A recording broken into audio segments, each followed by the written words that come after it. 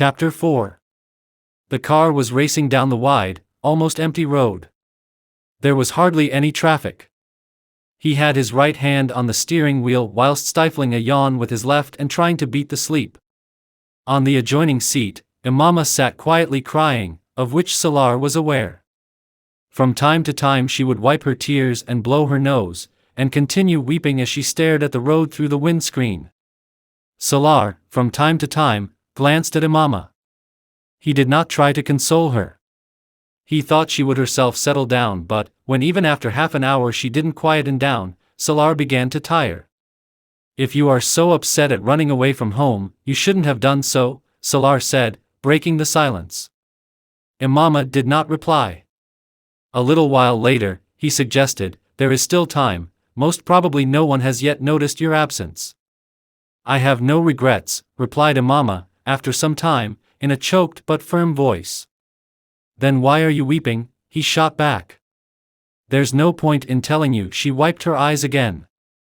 Salaar turned around and looked at her curiously, then turned away again. "Where will you go in Lahore?" "Don't know."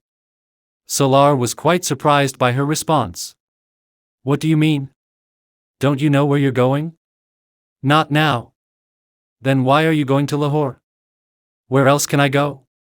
"You may as well have stayed in Islamabad." "Where in Islamabad?" "With whom?" "There's no one in Lahore either who could put you up permanently, other than Jalal."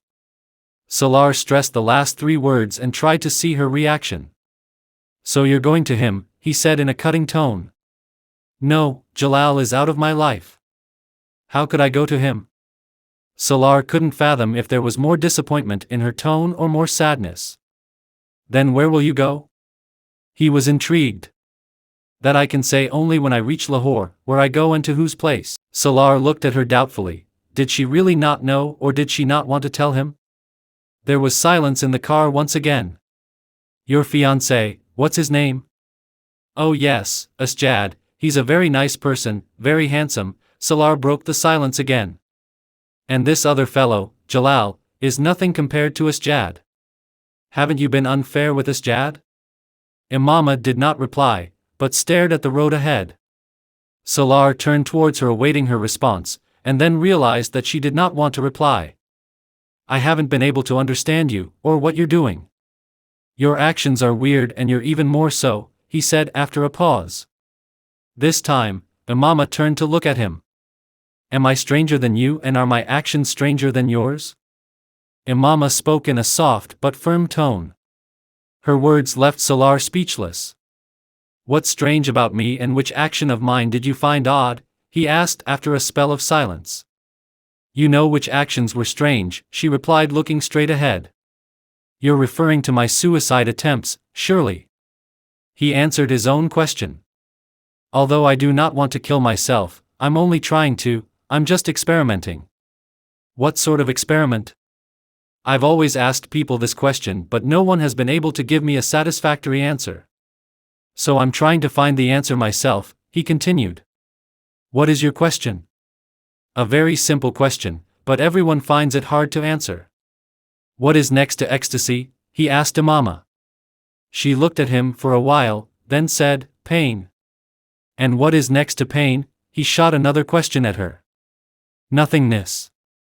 "What is next to nothingness?" he asked in his typical style. "Hell," she replied. "What is next to hell?" Imama watched him in silence. "What is next to hell?" he repeated. "Aren't you afraid?" He heard her query in an unfamiliar tone. "Afraid of what?" He was surprised. "Of hell, the place which has nothing ahead, everything is left behind."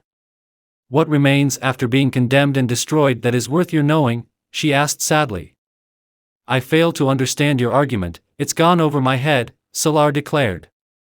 "Don't worry, there'll come a time when all this will make sense to you. Then your laughter will end to be replaced by fear of death, of hell too. Allah will make it all clear to you, and you'll never ask anyone what is next to ecstasy," Imama said with composure. "Is this your prophecy?" Salaar responded sarcastically to her remarks. "No," she retorted in the same tone. "Experiment?" "Yes, I suppose so, because you too have tried to end your life. I did it my way and you've done it in your way, he said coldly. Imama's eyes filled with tears again. She looked at Salaar. I've not done anything to end my life. To leave home for any man is tantamount to suicide for a woman, and that too for someone who is not ready to wed her. Look here, I'm a broad-minded, very liberal man, and don't see anything wrong with a girl running away from home for a civil marriage with a man of her choice, but at least the man should stand by her. To leave home for a married man. I can't figure that, and that too at your age, it's utter stupidity. I haven't left home for any man. Jalal Ansar, he reminded her. I haven't run away because of him, she shouted suddenly. Salaar's foot hit the brake as he looked at her in amazement. Why are you screaming at me? There's no need for it, he admonished as she sat looking out of the window. You know, this religious theory or philosophy or point you've made, whatever it is, I don't get it. What difference does it make if anyone follows another prophet? There's more to life than these silly arguments, fighting over religion, faith, and sects. What rubbish! Imama gave him an angry glance. It's not necessary that things which are meaningless for you should be so for others. I do not want to continue with the religion I was born into, or to marry a man from the same faith. It's my right to do what I want. I don't want to argue with you over things that are beyond you, so don't make any comments on these matters. I have a right to say what I want, freedom of expression, Salaar shrugged. Imama's response was to stare silently out of the window. Salaar drove on without a word, but a little later he broke the silence and returned to his topic. This Jalal Ansar, I was talking about him. What's so special about him? He glanced at Imama, who looked straight ahead. He's no match for you. He's not at all good-looking. You're a beautiful girl. I'm amazed at your interest in him. Is he very intelligent? He asked her. She was surprised. Intelligent? What do you mean? See, people are attracted by one's looks, but I don't think it was his looks that attracted you or his family background. I don't know about his social or financial status, but I know that you have a very sound family background, so you could not have been attracted to him on that score. The only thing that remains is a person's intellect, his capability. So is he very intelligent? Brilliant and outstanding? No, she murmured. Salaar was quite disappointed. Then what was it that drew you to him? She continued to gaze at the road ahead, lit up by the car's headlights. Salaar did not repeat his question, he just shrugged it off, focusing on his driving. There was silence between them. He used to recite knots very well, she spoke under her breath, as if to herself, after a while.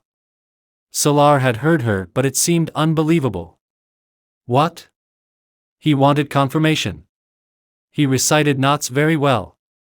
This time Imama's voice was louder. Just for his voice, is he a singer? No, he recites only knots, and very beautifully. Salaar laughed. So you fell in love with him just for that? I can't believe it. Imama looked at him. Then don't, who needs your conviction? She said brusquely. There was silence again. Let's accept that it was his style of reciting knots that affected you so deeply that you went to such lengths, but it's very impractical. It's right out of a Barbara Cartland romance, whereas you are a medical student with a mature mind, he said somewhat unkindly. Imama looked at him again. I'm very mature, too mature, and in the last 3 or 4 years no one can claim to have considered things as practically as I've done. I reserve my comments. Possibly my being practical is quite different from your view of practicality. Anyway, I was talking about Jalal, what you said about his knot recitals. Some things are beyond one's control, I have none either. Her tone reflected defeat. I don't agree with you, everything is within our power, at least we can control our feelings, our emotions and actions. We know when and why we develop feelings for someone, and these emotions do not grow unless we let it happen knowingly. Therefore I cannot accept that we have no control. While talking, he turned to look at Imama and was aware that she was not listening. She was staring, unblinking, at the windscreen or the scene ahead. She was somewhere far away, he couldn't say where.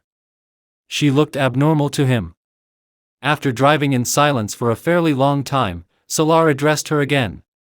Besides reciting knots, what other qualities does he have? His rather loud tone startled her. He repeated his question. All those qualities that should be present in a good human being, a good Muslim. Such as? Salaar raised his eyebrows. And even if he had no other qualities, would still prefer him over other men because he has such adoration for the Prophet Muhammad, peace be upon him, that this alone would have been enough for me. Salaar smiled quizzically. What logic? I can really not understand such an argument. He shook his head in disbelief. Will you marry of your own choice or your parents' choice? Imama's sudden query took him by surprise. My choice, of course. Parents' choice does not prevail in this day and age, he said nonchalantly. You too will fall for some quality in the girl you choose to marry, or you'll develop some understanding with her, won't you? Definitely. That's just what I am doing. It's a question of one's priorities. You'll marry for the reasons you listed. I too wanted to marry Jalal for a similar reason. She paused. It was my wish to marry someone who loved the Prophet Muhammad, peace be upon him, more than me. Jalal was such a person and I felt he was the one I should marry. But, as I told you, some things are beyond one's control. There are some desires that one cannot be rid of. She shook her head sadly as she spoke. And now that he is married, what is your plan? I don't know. I'll tell you what, find yourself another knot reciter and marry him, he laughed, mocking her. Imama stared at Salaar. He was insensitive to the point of cruelty. Why are you looking at me this way? I was just joking. He had stifled his laughter. Imama looked away without a word. Your father beat you? Salaar resumed the conversation after a while. Who told you? She asked without looking at him. The maid, he replied calmly. The woman thought you had refused marriage because of me, so she conveyed your pitiable condition in her most melodramatic style. Did your father beat you? Yes. She registered no reaction. Why? I didn't ask him, perhaps he was angry, that's why. Why did you let him beat you? Imama turned around. Because he's my father, he has the right to raise his hand on me. Salaar looked at her in surprise. Anyone else in his place would have done the same thing in this situation. I did not mind it, she said in an even tone. If he has the right to hit you, he also has the right to marry you where he wishes. Then why are you making such a fuss about this? His tone was sharp. As long as it was to a Muslim, I would have married wherever he wished. Even if it weren't to Jalal, he quizzed. Yes, as if I'm married to him now. Her eyes seemed to be moist again. Then you should have told him. Of course, I did. You think I didn't? I'm really amazed by one thing. Why did you decide to approach me for help? In fact, how did you do this, considering that you actually disliked me? I had no other option beside you, she said quietly, pausing between sentences. None of my friends were in a position to help me the way a man could. Other than S.A.W, you and Jalal were the only men I knew, and you were the closest whom I could have contacted immediately, so I did. You were convinced that I'd help you? No, I took a risk. How could I be sure of your help? As I said, I had no choice. So you're saying that you were ready to exploit a situation to suit your purpose? This comment summed up Salaar's reaction and Imama was cornered into silence. He was an expert at driving home a point, but he was not wrong in saying so to her face. Very interesting. He was quite pleased with his observation. I want to stop the car here for a while. Salaar looked at the dingy hotel and gas station by the roadside. I need to get the tires checked. There's no spare tire in this car and a flat tire would mean a real problem. Imama nodded. He pulled his car into the gas station. From some distant mosque the call for Fajr prayers came across. Except for the couple of hotel staff, there was no one else around. Seeing the car drive in, one of the workers came out. Perhaps he had heard the car. Salaar opened the door and stepped out. Imama leaned back against the seat and closed her eyes for a while. The azan became louder. She looked around and then alighted from the car. Hearing the door open, Salaar turned around. "How long will we stop here?" she asked him. 10 or 15 minutes. I need to get the engine checked too. I want to say my prayers. I need to perform the wuzu, she said. Before Salaar could reply, the man said, "Sis, there's water in this drum if you want it for wuzu." "And where will she pray?" Salaar inquired of the man. "In that room there. I'll get her a prayer rug." "Let me do that before I check the engine for you," he said as he went towards the room.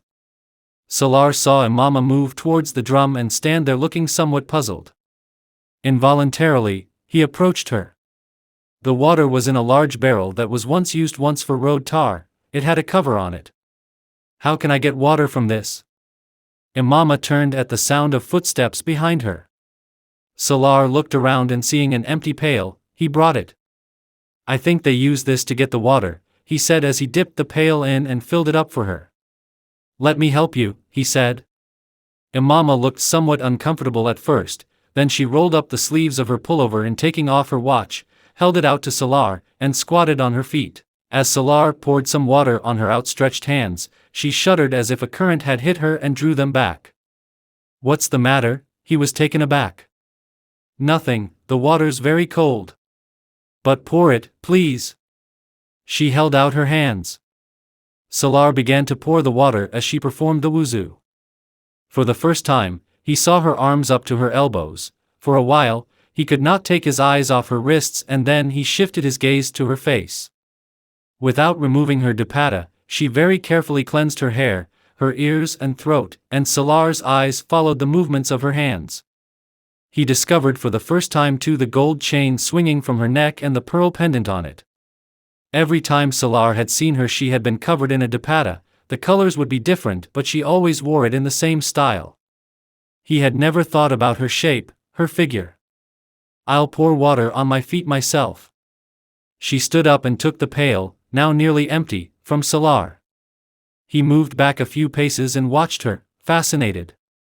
His fascination came to an end when she had completed her wuzu. He held out her watch. They walked to the room indicated by the man. He had already spread out the prayer mat in a corner.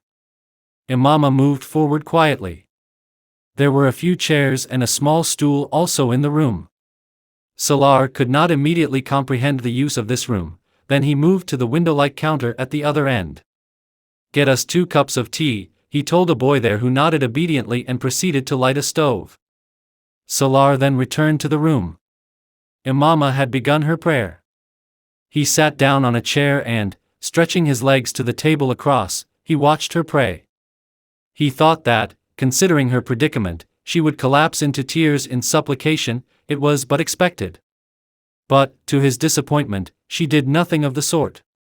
Hands raised, she prayed quietly for a while, and then passing her hands over her face, she stood up. Salaar drew a deep breath and looked away. As soon as they entered the precincts of Lahore, Imama said, "You can drop me off at any bus stand now. I'll make my own way. I'll drop you wherever you want to go. Waiting in this fog for any transport will take a long time." The roads were quite deserted at this time in the early morning hour and fog engulfed everything. "I have no idea where I'll be going, so how can I give you any directions? I think I'll go to the hostel now, and then." Salaar interrupted. "Then I'll take you to the hostel." There was silence between them as he headed towards the hostel. At some distance from the building, Imama said, "Stop here, I'll walk over. I don't want to be seen going there with you." Salaar stopped the car. "In the last few weeks, you have been extremely helpful towards me. I want to thank you. If it weren't for you, I wouldn't be here now." She continued after a pause. "I still have your phone with me. I'll need it for a while, but I'll send it to you later." "No need for that, you can keep it. I'll contact you after a few days. You can send me the divorce papers then." She added, "I hope you will not divulge anything to my parents." "Need you say that?" His eyebrows went up. "If I wanted to, I'd have told them long ago," he said indifferently. "You had a very poor opinion of me. Do you still think in the same terms, or has your opinion changed?" Salaar suddenly asked with a knowing smile. Don't you believe that I'm really a very nice person? It's possible, she uttered softly. It's possible? Her response shocked Salaar. He gave a doubtful smile. Even now, you say it's possible. You are really ungrateful, Imama. I've done all that for you which no young man would be ready to do, and yet you are not willing to admit any goodness about me. I'm not ungrateful. I accept that you have done me many favors and that anyone else in your place would not have obliged. So that means I am good, right? He interjected. She did not reply, but kept looking at him. No. I know that's what you want to say, although an Eastern woman's silence is assent, they say, but your silence means refusal. I'm right, am I not? We're getting into a pointless argument. Possibly, he shrugged. But I'm surprised that you. This time, Imama cut him short. You have certainly done a lot for me, and if I did not know you, I'd certainly believe you to be a very good human being and even say so. But, I know you well, so I cannot say you're a good person. She stopped. Salaar stared at her steadily. A person who attempts suicide, who drinks alcohol, who has plastered his room with pictures of nude women cannot be good. She spoke bluntly. If you had gone to a man who did none of these three things but did not help you either, would he be good in your eyes? Salaar spoke angrily. Like Jalal? Imama's expression changed. Yes. He did not help me, but that doesn't make him bad. He's a good man, I still consider him good. And I helped you, I married you, and certainly in your opinion, I am still a very bad person? He smiled sardonically as he said this. What do you think about yourself, Imama, that you're a very good girl? His tone was acerbic and, without waiting for her response, he continued. I don't think you're a very good person. You ran away from home for another man, you deceived your fiancé, you ruined your family's honor. He was speaking without thinking of consideration and courtesy. There was a hint of tears in her eyes. You're right. I am not good, and I have yet to hear this from many others. I could give you a lengthy explanation, but there's no point in doing so, as you can't appreciate these things. Suppose I had taken you somewhere else instead of bringing you down to Lahore, then? But I brought you here safely. Do you realize what a favor I've done you? Imama looked at him and said, I was certain that you would bring me here, that you would not take me anywhere else. You believed in me? Why? I'm a bad person, remember? Salaar chuckled. I didn't believe in you, I believed in Allah. Salaar frowned at her words. I gave up everything for Allah and His Prophet, peace be upon him. It could never be that I would be left helpless at the mercy of someone like you. Suppose it had happened, he insisted. Why should I presume something that did not happen? She was equally insistent. That's to say that you don't give me any credit whatsoever, he taunted her. What if I do not let you go now? What then? The car doors won't open unless I unlock them, you know that. What will you do? She fixed her gaze on him. He went on. Or I do this, he said, and picking up the cell phone on the dashboard began to key in the numbers. I call up your home. He waved the phone before her, her number flashed on the screen. I tell them where you are and with whom, and then I take you straight to the police station and hand you over. What of your trust and belief then? He mocked her. Imama watched him without a word. Salaar felt very pleased with himself. He switched off the phone and showed her the screen. Do you see what a favor I have done you by not doing what I could have done? He asked, replacing the instrument on the dashboard. Although you were utterly helpless, last night, I could have taken you somewhere else. What would you have done then? I'd have shot you. She spoke one word at a time. He laughed in her face. Done what? I'd have shot you. He mimicked her as laughed hilariously, his hands on the steering wheel. Have you ever seen a pistol in your life? He mocked her. He saw her reach for her feet. I think this is what they call a pistol. The smile was erased off his face. In Imama's hand was a small and costly lady's pistol. Seeing her grip on the weapon, he realized that she was no amateur. He looked at her uncertainly. You could have shot me? Yes, I could, but I didn't do so because you did not deceive me in any way." Her tone was composed, firm. She had not pointed the weapon at Salaar, but kept holding on to it. "The car's lock." She did not say anything further. Salaar unlocked the doors. She placed the pistol in her handbag. There was no more conversation between them. Opening the door, Imama stepped out.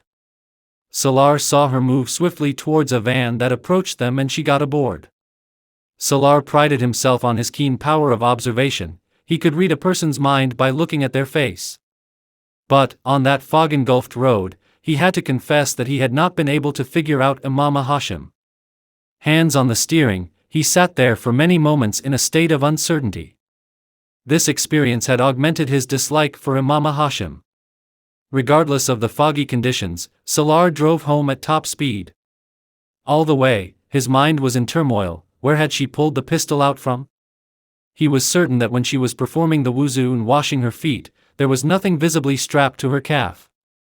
He had watched her from head to toe when she was praying and did not observe anything. She had gone to the car and sat down when they had finished eating. He had followed her a few moments later. Definitely, she must have had the pistol in her bag, he figured. He was in a foul mood when he got home. When he pulled the car into the gate, he summoned the gatekeeper. "You will not tell anyone about the girl who was in the car with me last night, do you understand? In fact, I did not go anywhere as far as you're concerned," he warned him in a threatening tone. "Yes, sir. I will not breathe a word to anyone about anything," the man nodded obediently. He was no fool to go around talking about such things.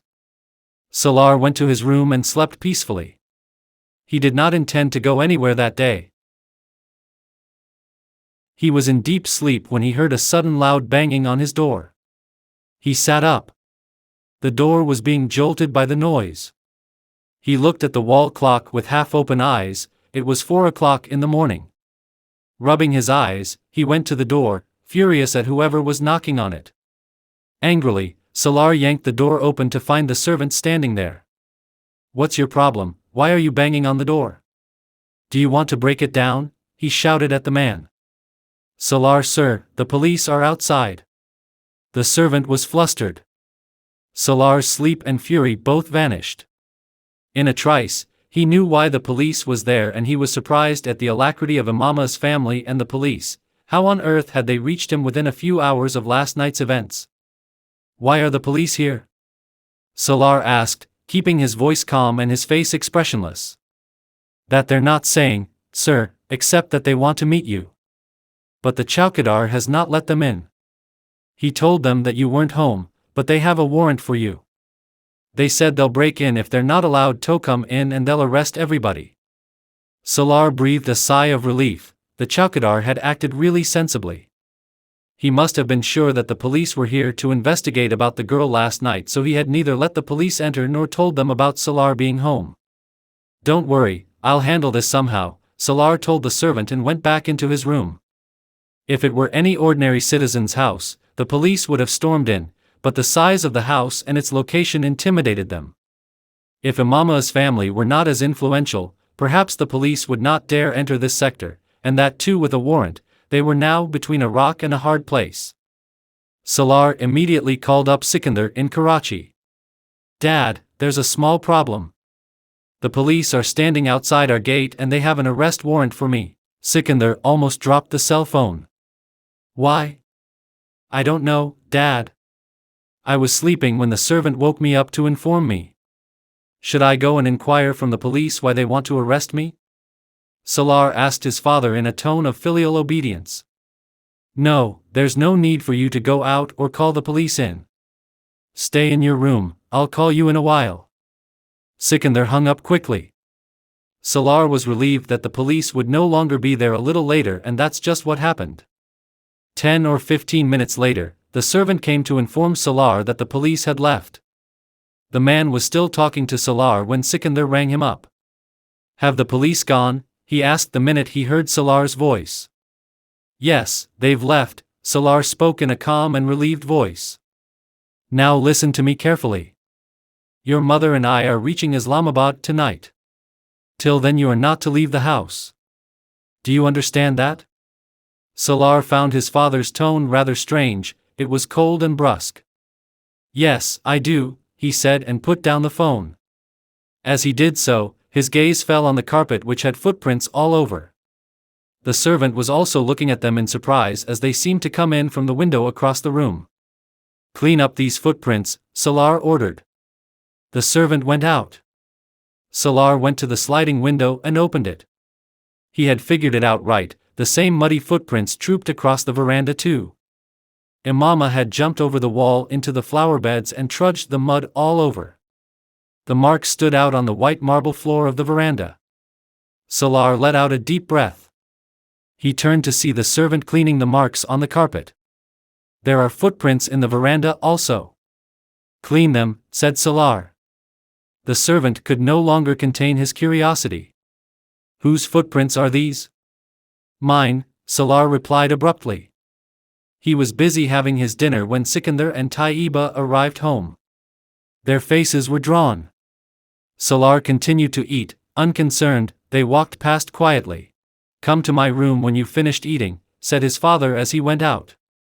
Instead of replying, Salaar helped himself to some fruit trifle. When Salaar went up to his parents' room 15 minutes later, Sikandar was pacing up and down while Taiba sat on the sofa in a state of anxiety. Dad, did you call for me? Salaar asked as he entered. Sit down and I'll tell you why I sent for you. Sikandar stopped in his tracks and took a seat beside Taiba. Where's Imama? He asked without losing a second. Imama who? If it were someone other than Salaar, his face would have reflected some reaction or alarm, but Salaar was one of a kind. Sikandar's face was red with fury. Your sister, he growled. Dad, my sister's name is Anita. There was no limit to his composure. Tell me just one thing, how many times and in how many ways will you humiliate me? Sikandar got up and sat down on the other sofa. What are you talking about, Dad? I fail to understand, Salaar said in surprise. Although you understand everything very well, his father shot back sarcastically. Look here, just tell me without any fuss where Imama is. This matter is not as simple as you think. Dad, which Imama are you referring to? I don't know any Imama. I'm talking about Wasim's sister, Sikandar spoke gruffly. Wasim's sister, he fell into thought. Oh yes, I remember now, the one who gave me first aid last year. Yes, the same girl. And now that your memory has been restored, tell me where she is. Dad, she must be at home or in the hostel at the medical college. What have I got to do with her? He told his father in a surprised tone. Her father has lodged a case of her abduction against you. Against me? I don't believe it. What do I have to do with her? Salaar's voice and face were remarkably composed. That's what I want to know, what is your connection with her? Dad, I don't even know her. Except for a couple of times, I haven't even met her. So how am I linked to her abduction? I didn't even know that she had been abducted. Salaar, stop this acting now and tell me where the girl is. I have promised Hashim Mubin that I will restore his daughter to him. Then fulfill your promise and do restore his daughter to him if you can find her. But why are you troubling me with this? Look here, Salaar, if there's any sort of understanding between you and Imama, we'll work it out. I'll arrange your wedding with her myself. But for the time being, tell me where she is. There was a shift in Sikandar's tone and stance. For God's sake, Dad, stop it. What understanding, what wedding? If I had an understanding with someone, would I kidnap her? What makes you think I'd develop any understanding with Imama? She's not my type. Salaar's voice rose. Then why are they accusing you of kidnapping her? You should ask them, instead of asking me, Salaar replied in the same distasteful manner. Today, Hashim Mubin is saying this. Tomorrow, someone else will come up with a similar accusation and you'll start screaming at me. I told you I was sleeping when the police arrived and now you come and grill me. I had no clue whether or not Wasim's sister had been abducted. Why are they accusing me? What proof do they have that I was involved in this abduction? And suppose I did, would I be sitting here at home? I should be with her, he said bitterly. I came to know of your case through the SP. I called up Hashim Mubin from Karachi, but he was not willing to speak to me. I had to beg and plead to talk to him. He said that his daughter had disappeared during the night and that you were also away from home all night and returned this morning. So where does abduction figure in this? To begin with, I did not go anywhere last night, and secondly, to kidnap someone you have to enter their home, and I did not force my way into anyone's house. Hashim Mubin's gatekeeper saw you leave last night and return this morning. His gatekeeper is a liar, Salaar said loudly. Our gatekeeper saw you leave with a girl last night, Sikandar retorted, grinding his teeth in anger. Sikandar was momentarily speechless. Obviously, Sikandar had already grilled the chowkidar as soon as he got home. It was one of my friends, Salaar replied, looking at Taiba. Which friend? Who was she? Tell me her name and address. Sorry, Dad, I can't do that, it's personal. You went to drop her in the city, here in Islamabad? Yes. You've dropped her off in Lahore. The SP told me you crossed for checkposts and your number has been noted at all 4 of them. On the way, you stopped at a service station to have your car checked and you also had dinner with that girl, Sikandar told him, giving him the name of the service station and that of the hotel. Salaar looked at his father but said nothing. The SP himself gave me all this information. He has not spoken to Hashim Mubin as yet. He said I should talk to you and the girl should be recovered and quietly returned home, or else we should tell her family of her whereabouts so that the matter is brought to an end without any problems. But how long do you think he will keep this from Hashim Mubin? Even if he covers up all this out of friendship and consideration, Hashim Mubin is very resourceful and he'll get to the bottom of this, and you'll spend your life in prison. Sikandar tried to scare him. Salaar kept looking at Sikandar, unmoved. Now stop lying and tell me where the girl is? That girl is in the red light area. What? Sikandar was jolted. I brought her from there and that's where I left her. Ashen-faced, his parents looked at him. But it was not Imama.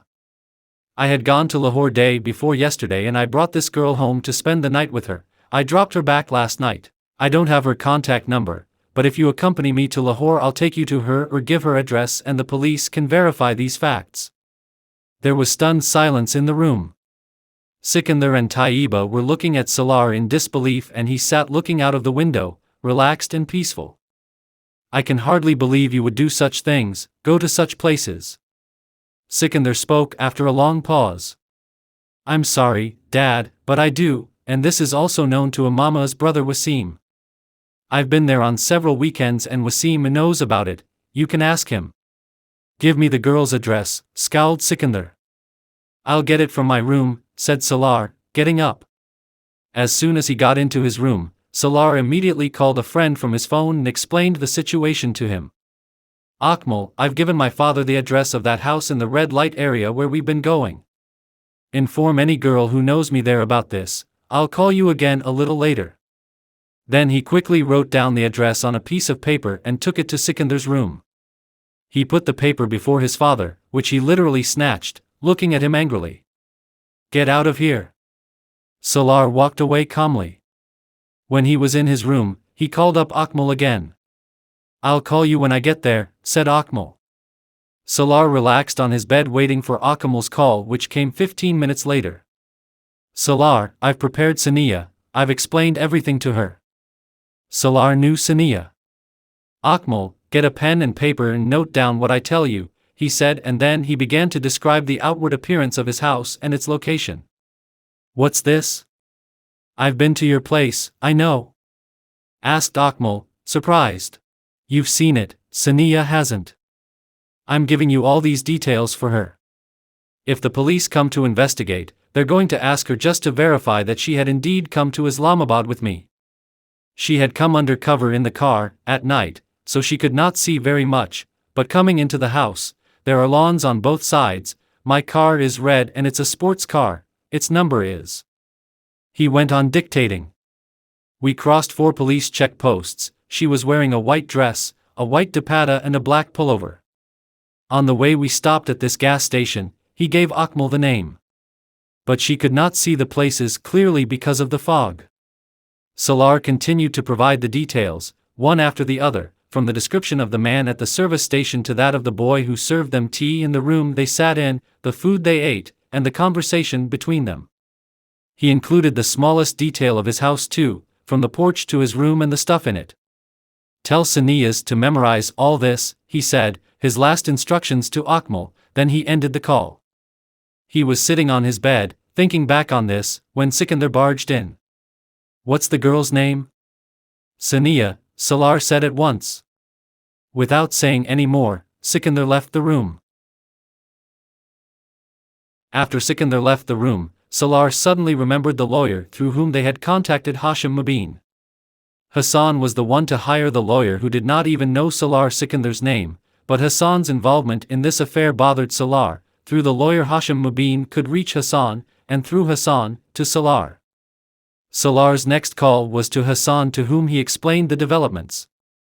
I'd been warning you all along, Hassan reacted. I know Wasim and his family very well, and I know the extent of their influence and contacts, he went on. Ennui, Salaar found this tiresome. I did not call you up to predict my future, I just wanted you to be aware of the danger of this situation. What danger? Hassan was alarmed. That they can reach you through the lawyer you hired and through you easily reach me. That they can't do. Hassan was nonchalant. Why? Because I have done everything most carefully and taken all precautions. The lawyer can't get to me either, the address and phone number I gave him were fake. Salaar broke into a smile. He should have expected this cleverness of Hassan, who did such things expertly, leaving no loose ends. Hassan continued, I've been to that lawyer just once, after that I called him up. Besides, my appearance was so different when I met him that I don't think he can recognize me or link me to Hashim Mubin. But if he should? Then, I don't know, I haven't thought about it. Hassan was very candid. Wouldn't it be better for you to go away for a few days and make it look like your absence was tied to some very important work, suggested Salaar. I have a still better idea, to give that lawyer some money and instruct him to provide a misleading description of me in case Hashim Mubin or the police turn up at his door for investigation. At least, it will throw them off track for some time and I won't be caught in any anxiety. Besides, I'm going to England for a few weeks, Hassan revealed, so if they do come, I'll be far beyond them, rest assured. If you're really so confident and relaxed, then it's fine. Possibly, they may not come for you at all, but I thought it was important to inform you. Salaar was about to disconnect the call. By the way, where did you drop her off in Lahore? On a road, where else could I have left her? She gave no details of her whereabouts, no directions, no location. She just went away. You're such a fool, you should have had the guts to ask her. Maybe, but I didn't need to. Salaar deliberately avoided divulging his last conversation with Imama. I'm surprised that you should be involved in such affairs. With one's own type of girls it's a different matter, but someone like Wasim's sister, your taste is declining. I'm involved? Salaar exploded. You've really lost it, or else you'd not say such rubbish to me. There's a huge difference between involvement and adventure, Mr. Hassan. His tone dripped with sarcasm. And you covered this distance in one leap, did you, Mr. Salaar? Hassan retorted in the same tone. You're crazy, that's all. And you're crazier than me, otherwise you'd not term such foolhardiness an adventure. Hassan was quite exasperated. Just because you helped me, it doesn't give you the right to say what you please. He was infuriated by Hassan's remarks. I'm not through with you yet. What are you referring to, my comments about your taste or your stupidity? Hassan asked as before. He was not affected by Salaar's temper. Okay, shut up. Stop arguing senselessly. Talking about these things at this point is to dig up old issues. Hassan was serious. Suppose the police do get to us and want to know Imama's whereabouts, what will we say? I don't think they'll buy your story about not knowing anything. What do you plan to do then? Nothing, I'll tell them just what I told you. Salaar raised his voice. Yes, and that's where the problem will begin, with this statement of yours. I don't know anything about Imama. Hassan repeated Salaar's words. You should know very clearly that they will get to her by any means. That's a later scenario. I don't worry myself to death over hypotheses and possibilities. We'll cross the bridge when we come to it, Salaar casually dismissed Hassan's fears. The only help I need from you now is to keep this entire affair a secret and keep yourself out of the clutches of the police. I'd do that even without your saying so. If I were to get caught, I'll be in no position to face Wasim. You've landed me in a really embarrassing spot this time.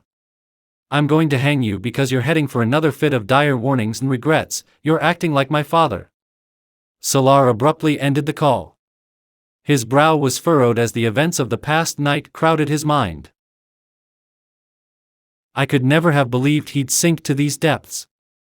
Red light area, God Almighty.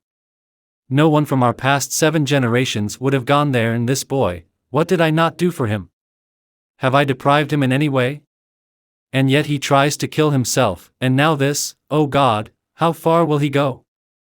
Sikandar sat holding his head in his hands. I am really angry about the servants. They should not have let that girl enter the house. They should keep an eye on what goes on in our absence, said Taiba, veering away from the topic. There's a world of difference between keeping an eye on the house and keeping an eye on the master of the house, Sikandar retorted bitterly. In this case, it was not the house but the master who had to be watched. Moreover, no one saw the girl enter the house. He said he brought her over the same day and then dropped her back. The Chowkidar denies seeing any girl come in with him, but they all agreed that he drove out with a girl. That means that he made sure she was well hidden. He's got the devil in him, you know that. Just pray that this matter ends here, that Hashim Mubin finds his daughter and we're out of this mess, then we'll think about what to do with him. God knows where we went wrong that are being punished, so I really don't know what to do. The next morning, he woke up and got ready for college as usual. When he came down for breakfast, he was surprised to see Sikandar at the table. Normally, he did not have his breakfast at this time as he went to the office later. Salaar was somewhat taken aback to find him there, but his drawn face and reddened eyes showed that he had not slept well. Seeing Salaar ready to go out early in the morning, he asked rather sharply. Where are you going? College. Are you out of your mind? After hanging this albatross round our necks, you're going off to college?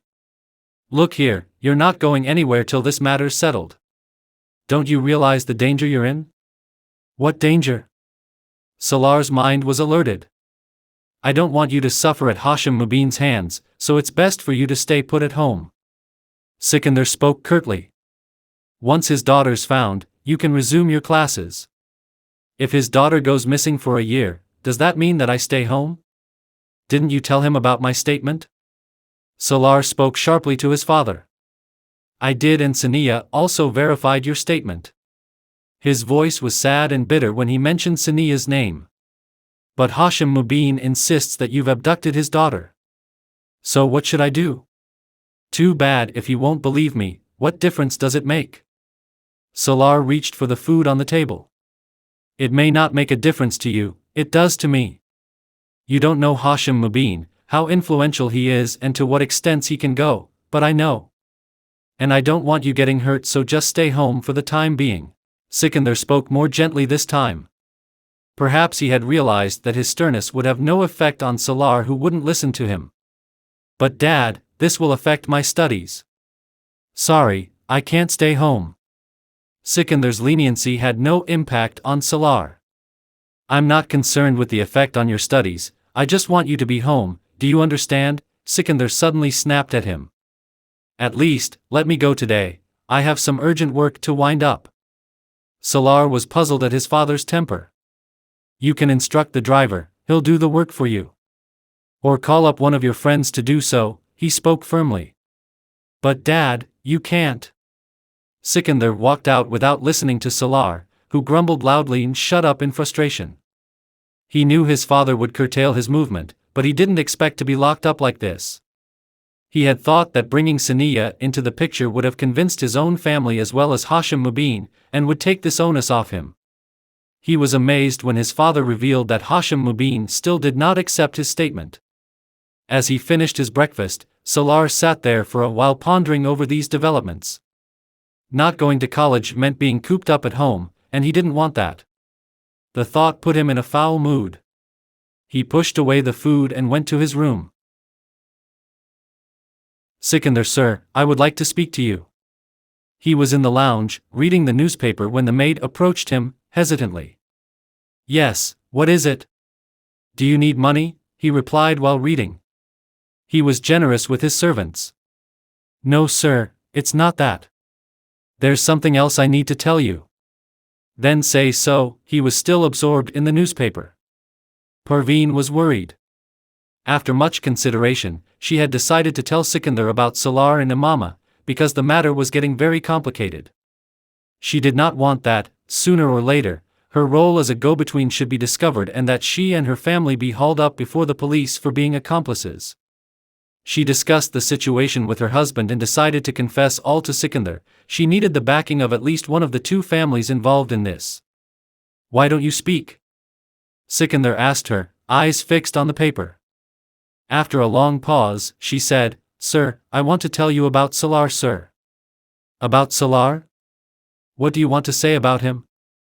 Sikandar put down the paper on the table and looked at her. He was serious now. "I have to tell you some things about Salaar sir and Imama sis." Sikandar's heart took a somersault. "What about them?" "Many days ago, Salaar sir gave me his phone and told me to send it to Imama sis through my daughter." Sikandar was rooted to the spot, so Hashim Mubin's persistence and his worst suspicions were well founded. Then? It seemed to him as if his own voice came from some distant cavern. "I refused, saying I couldn't do this, but he threatened me. He said he'd have me thrown out, so I was forced to agree and get the phone to Imama sis." To protect herself, Parveen added lies to her statement. "Then some days later, he gave me some papers to be given to Imama sis and brought back to him at once, so I gave them to my daughter and did as he had instructed. I asked him what those papers were but he didn't tell me. I suspected it was a marriage contract papers because there were 5 people present in his room at that time and one of them was a marriage registrar." Sikandar broke out into a cold sweat as she divulged these details. "How long ago did this happen?" he inquired. "A few days before Imama sis went away." "Why didn't you tell us all this earlier?" he said sternly. "Sir, I was very frightened. Salaar sir had threatened me that if I told you or anyone else, he would have me thrown out," she replied. "Who were those people in the room? Do you know any one of them? Can you recognize them?" Sikandar was very agitated. "Only one, sir, Hassan sir," she named one of Salaar's friends. "I don't know who the others were. I was very worried, sir. I wanted to tell you, but I was afraid of what you'd think of me, but I couldn't keep this to myself anymore." "Who else knows of this besides you?" he asked. "Only myself, my husband and my daughter, sir," she said quickly. "Do any of the other servants know anything?" "May Allah forgive me, sir. Why would I let anyone else know? I haven't told a soul. I will deal later with whatever you have done, but get this straight, you will not breathe a word of this to anyone. Keep your mouth shut for all times, otherwise not only will you be thrown out, but I'll tell Hashim Mubin and the police that you were behind all this business, you led them astray, you carried messages back and forth. Then think of what the police can do to you and your family, you all will spend your entire lives in jail." Sikandar threatened her in a fit of rage. "No sir, never, cut out my tongue if I ever breathe a word about this again." Parveen was petrified. "That's enough, you can go now. I'll talk to you later." Sikandar curtly dismissed her. He began pacing up and down in a state of anxiety. The heavens had indeed fallen on him. For the first time he was aware that he and his family had been fooled by Salaar. He had been brazenly lying to them time and again with absolute cussedness and deceit. He had been cheating them with impunity and so smoothly that they never suspected him. Had it not been for the maid, they would have taken his word for it and been content that he had nothing to do with Imama and her disappearance. Salaar had resumed his classes at college after a few days of incarceration at home. His father knew that a watch was being kept on Salaar and also what it would mean when Hashim Mubin came to know the details. He knew this too well. The relief he had earlier felt had evaporated. he had a good idea of the nature of those documents, of the presence of 5 people in Salaar's room, and the nature of the relationship between Salaar and Imama. At this point he wanted to strangle him or shoot him, but he knew he could not do any such thing because among his children he loved Salaar the most. Having been so deceived by him, Sikandar thought to himself that he would never trust Salaar, and would keep him in the dark about his plans, just as Salaar had been doing with them. How did he get to know Imama? Sikandar, pacing restlessly in his room, turned to Taiba. How should I know? He's not a child to be led around, she reacted with some annoyance. I had warned you more than once, to keep an eye on him, but of course, if you can spare the time from your own activities. It's not my responsibility alone to watch over him, Taiba burst out. You should also curtail your activities, why blame me for everything? I'm not blaming you, and anyway, end this argument. Do you have any idea what this marriage with Imama means? Hashim Mubin is going to play hell when he gets wind of this. I am still shocked. What led Salaar to do such a thing? He gave no thought to our position in society. Sikandar was sitting with his wife worrying about their problems with Salaar. Hardly are we over with one problem, and he throws up another one at us. This business must have started last year when she saved him after that suicide attempt. It was our stupidity not to have paid attention, otherwise this could have been nipped in the bud. And I'm sure this girl has been involved in this affair of her own will. It's not so simple to go marry someone by force. Look at the way Hashim Mubin is accusing Salaar for all that's happened, as though his daughter's totally innocent. Taiba was all worked up again. Whatever it is, it's our son's fault. He'd not be in this mess if it weren't for his deeds, said Sikandar flatly. Now you've got to find a way out of this. It's not as bad as you think, said Taiba. The police or Hashim Mubin have no evidence as yet to frame Salaar, and without evidence, they can't do anything. Have you thought about what happens when they get the evidence?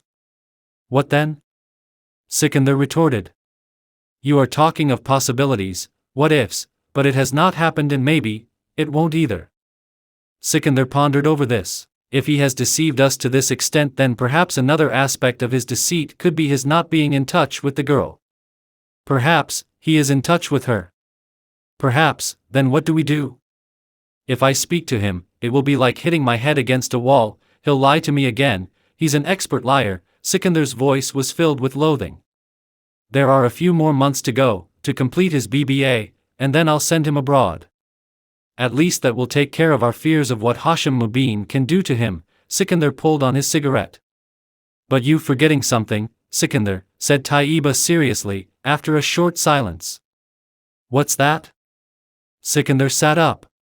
Salaar's secret marriage with Imama. You have to do whatever needs to be done about it. What else can one do except file for divorce? Sikandar spoke with finality. When he's not ready to accept the marriage, will he be ready to divorce her? When I show him the proof, he has no choice but to accept it. And what if he accepts that he married her but refuses to divorce her? We will have to find a way out, whether he divorces her of his own will or we force him to do so. I will put an end to this matter.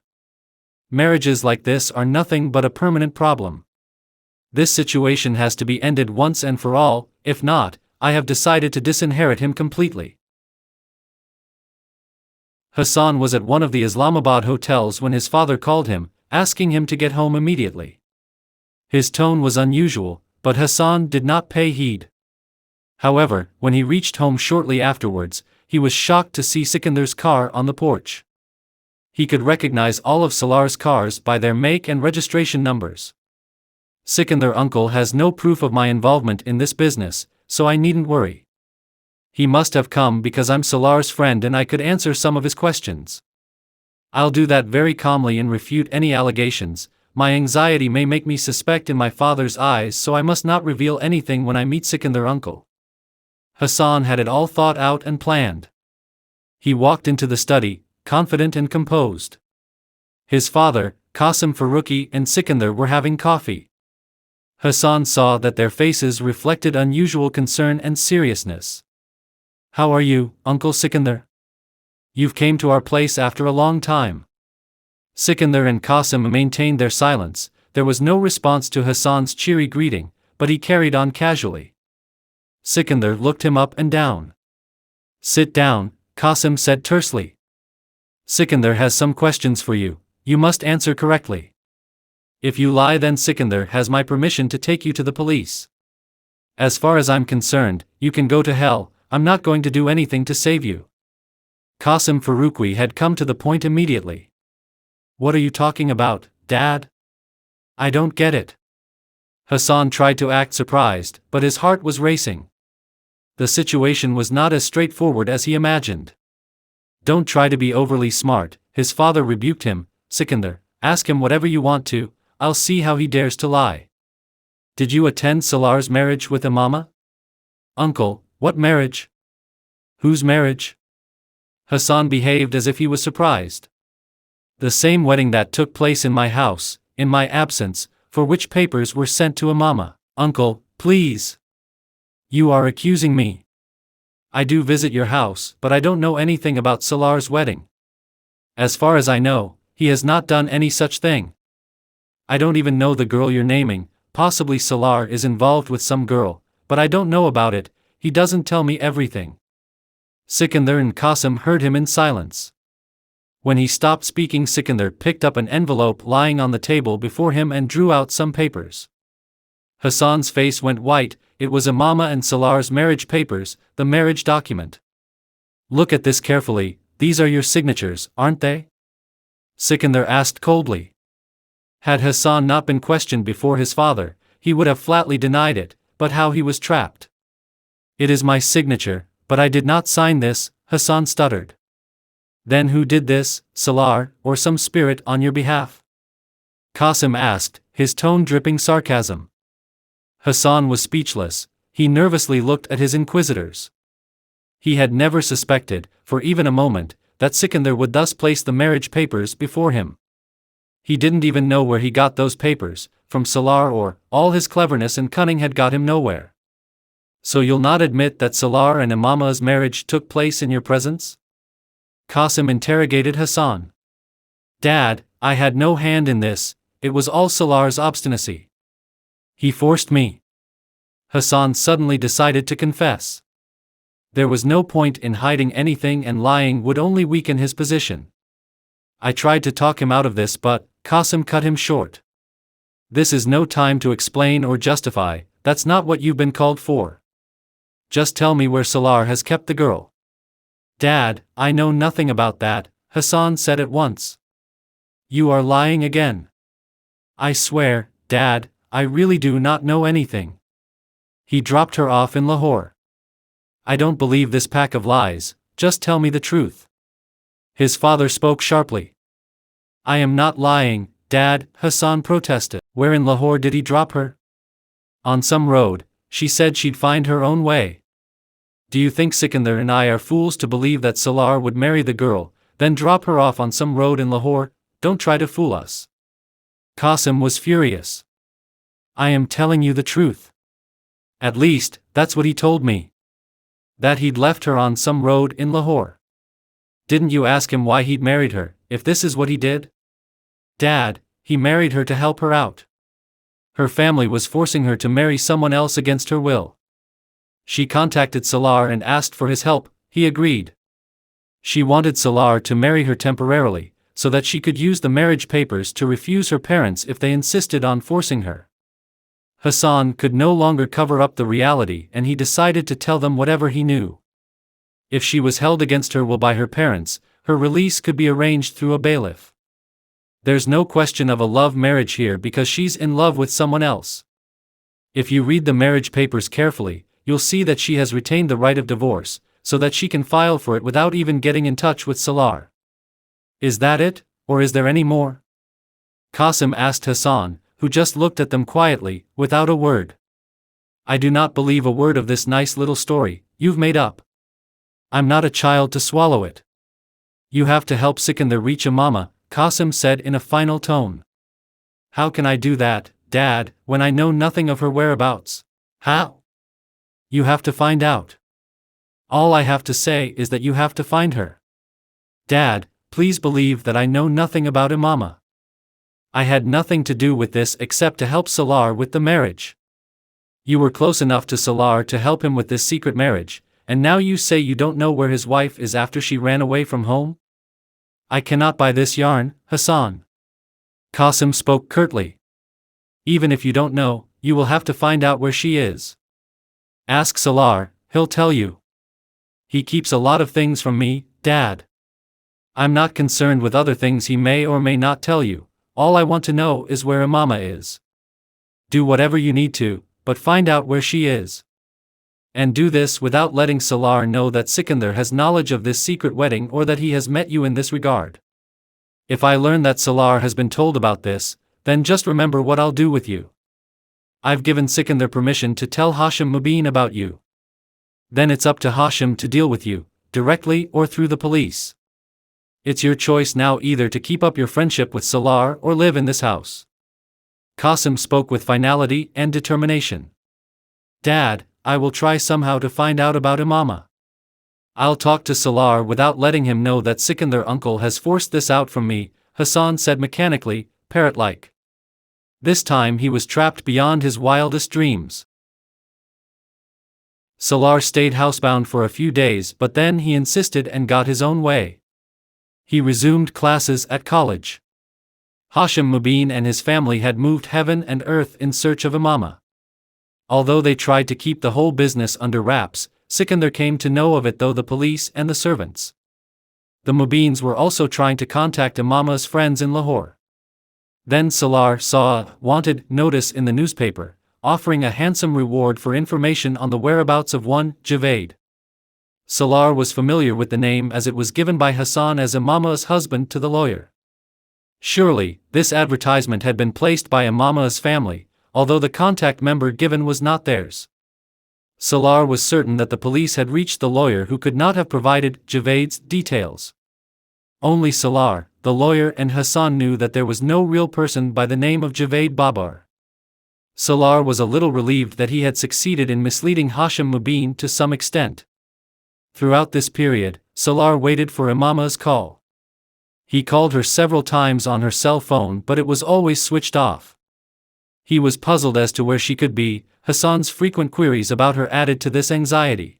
At times he would react. How do I know where she is or why she doesn't get in touch? I feel you are more interested in her than I am. He had no idea that Hassan's queries and anxiety were the result of pressure. Hassan was under a lot of stress. Salaar believed Imama might have met Jalal and even married him, although he had lied to her about Jalal's marriage, but he was certain she didn't believe him. She must have approached Jalal again. Salaar wanted her to contact Jalal or meet him, if only once. He wanted to know if Imama was with Jalal, but there was no way of finding out. Sikandar had Salaar under watch round the clock and he was aware that he wasn't the only one keeping a watch on him. Hashim Mubin was doing the same. If Salaar had decided to go to Lahore, his father would not let him go, and even if he did allow Salaar, he would probably accompany him, which Salaar did not want. As time passed, Salaar was losing interest in this affair. Thinking back, he considered his actions and the adventure that cost him dearly to be foolhardy. Sikandar and Taiba were always home and he had to seek their permission to go out. Hassan hardly visited him. Salaar was thoroughly bored with this situation. That night he was surfing the net when he got a call on his cell phone. He picked it up casually and looked at the incoming call number. A bolt of lightning seemed to hit him. It was Imama, calling from the cell phone he had given her. So you remembered me after all. And he whistled under his breath. Suddenly, he was wide awake, fresh, the ennui that had plagued him a while ago had vanished. I was almost convinced you'd never call me. What took you so long? He said. I've been wanting to ring you up for quite a while, but just couldn't get round to it, Imama replied. Why? What was the problem? You had my cell phone. There was a problem. Her response was brief. Where are you now? Salaar asked, somewhat mystified. Don't be childish, Salaar. You know I'm not going to tell you, so why do you ask? Anyway, how's my family? Salaar was taken aback by this unexpected question. Oh, they're fine, very happy, enjoying themselves, he mocked her. You are a very good daughter indeed. You're so thoughtful about your family even after running away from home. How nice. There was silence on the other side. Then she said, "How's Wasim?" "I can't say, but he must be okay, very good, I think." "How can he be bad?" he continued in the same taunting tone. "I hope they didn't discover that you'd helped me." Salaar found Imama's tone rather odd. "Discover?" "Imama, my dear, the police turned up at my door the same day that I got home after dropping you off in Lahore." Salaar's manner was derisive. "Your father filed an FIR against me on charges of your abduction." He laughed. "Just imagine, can a person like me kidnap anyone, least of all you, who'd shoot anybody, anywhere, anytime?"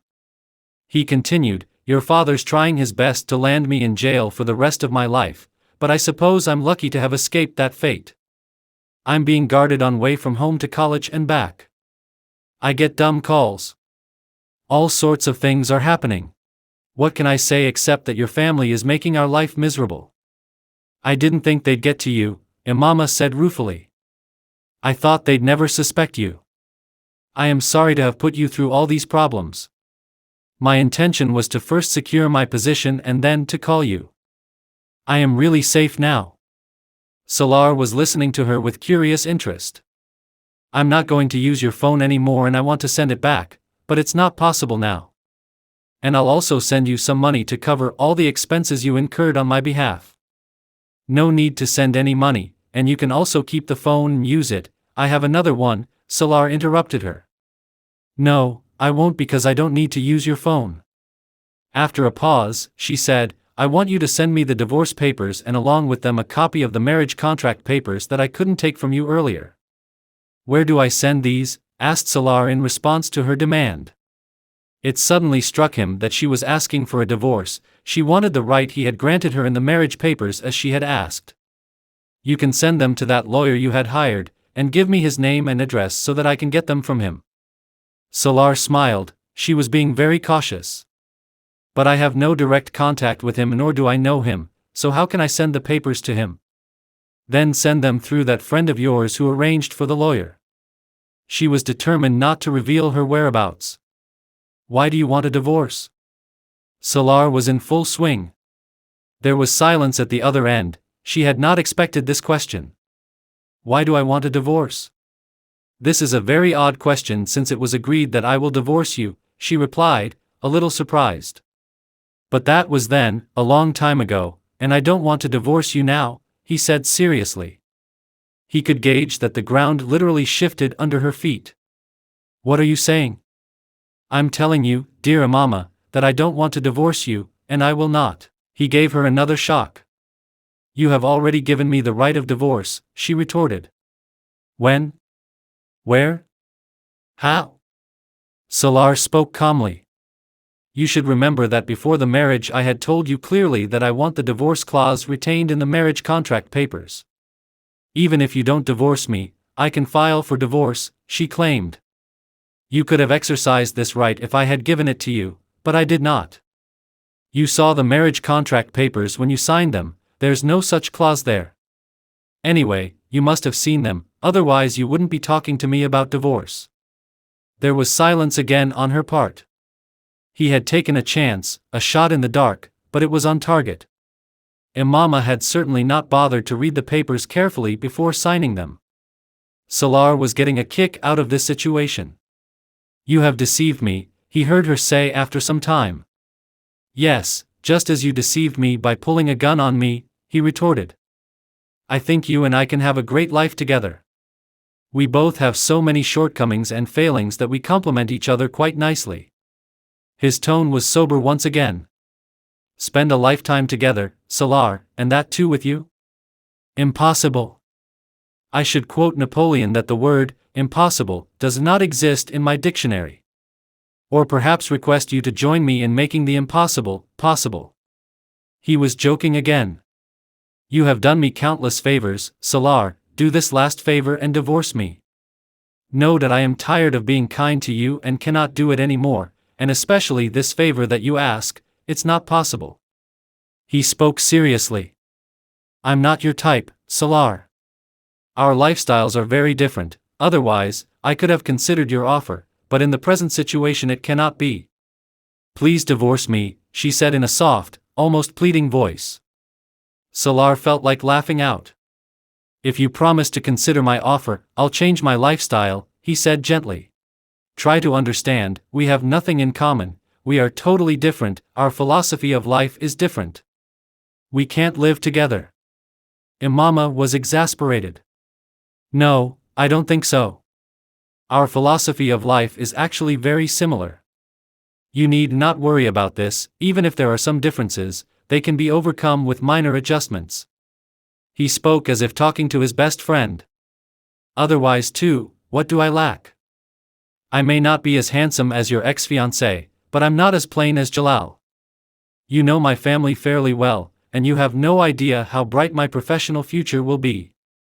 I'm better than Jalal in every way. Salaar stressed his words. His eyes were sparkling and a naughty smile played on his lips as he teased Imama, who was irritated by his comments. No one can replace Jalal in my eyes, least of all, you, never. Her voice reflected her annoyance. Why? He asked with mock innocence. I don't like you. Why can't you understand this? If you don't divorce me, I'll go to court, she threatened him. Salaar burst out laughing. You are most welcome.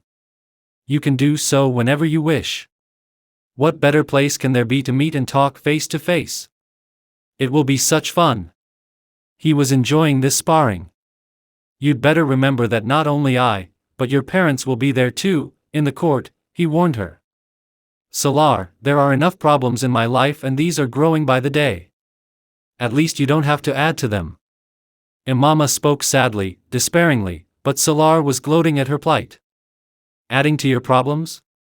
My dear, I am wasting away trying to make your life easy, sympathizing with you. Just consider what a secure and happy life you can have with me, he pretended to be serious. Imama's response was brutally honest. You know why I put myself through all this, Salaar? Do you believe that I will agree to spend my life with a man who has indulged in all the cardinal sins our dear Prophet, peace be upon him, has condemned? Good women are the partners of good men, and evil women are for evil men. I may have done wrong things in my life, but I am not so bad that someone like you should be part of my life. I could not marry Jalal, but I will certainly not spend my life with you. Imama spoke bitterly. Perhaps, that's why Jalal did not marry you, because for good men there are good women, not someone like you. Salaar's words were like cold steel. The silence on the other side was interminable, till Salaar queried, Hello? Are you listening? A choked voice responded. Salaar, divorce me. Her anguish gave him a strange thrill. Then you can go to court for it, as you said you would, he concluded and heard the phone being switched off. In these last few months, Hassan claimed he had tried his best to worm some information about Imama from Salaar but without any success. He refused to believe that there was no contact between them, but had failed in his attempts to call Imama on her phone. Sikandar had told Salaar to apply for admission to various universities in the USA. He knew that Salaar's academic record would ensure his entry to any one of the best institutions. Imama did not call Salaar again, although he thought she would. Then he would tell her that he had already ceded her the right of divorce in the marriage contract papers and would send them to her. He'd confess he was just joking. But she did not contact him, nor did he bother to see the marriage documents again. Had he done so, he would have learnt much before that his marriage contract paper was missing. The day he got home after his last examination, he found Sikandar waiting for him. You'd better pack your stuff. You're leaving tonight for the US, to stay with Kamran. Why, Dad? This is very sudden. Is everything okay? Yes, everything except you, his father retorted acidly. Then why are you packing me off like this? I'll tell you on the way to the airport tonight. Now go and do your packing. Dad, please tell me why you're doing this? It's all so sudden, Salaar protested weakly. Didn't I say I'll tell you? Now go and pack up or else I'll leave you empty-handed at the airport, Sikandar threatened. Salaar watched him quietly, then turned towards his room. His mind was in a turmoil as he put his belongings together. Why had Sikandar taken such a sudden decision? A thought struck him like a bolt and he began to rummage through the marriage papers in his desk drawer. He could not find the marriage papers. Where were they? He could now understand his father's strategy. He regretted his own carelessness in leaving those papers lying around. They were in possession of no one other than his father, because no one else would dare to go through his belongings, except Sikandar. Salaar felt no more confusion, no more anxiety. He quietly packed his bags. All he thought of was what his father would tell him on the way to the airport. When they left that night, only father and son were together. Taiba did not accompany them. They spoke dryly, without emotion. Salaar too did not raise any queries. As they got to the airport, Sikandar took a sheet of blank paper from his briefcase and giving Salaar a pen, said, "Sign here." "What's this?" Salaar looked at the blank paper with surprise. "Just sign it. Don't ask questions." His father's tone was brusque. Without another word, Salaar signed the paper. Sikandar folded it and put it away in his briefcase. He then turned to his son. "After whatever you have done, there's not much point in talking to you. You have lied to me constantly, time after time, thinking that I'll never get to know the truth.